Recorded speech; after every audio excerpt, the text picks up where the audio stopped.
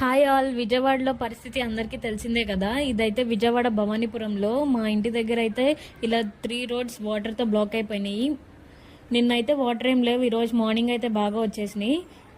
ఇంకా స్వాతి థియేటర్ ఇటు సైడ్ అయితే ఎవరిని అలో చేయట్లేదు, బ్లాక్ చేసేసారు. పోలీస్ వాళ్ళు ఎవరు వెళ్ళనీయట్లేదు ఎవరిని.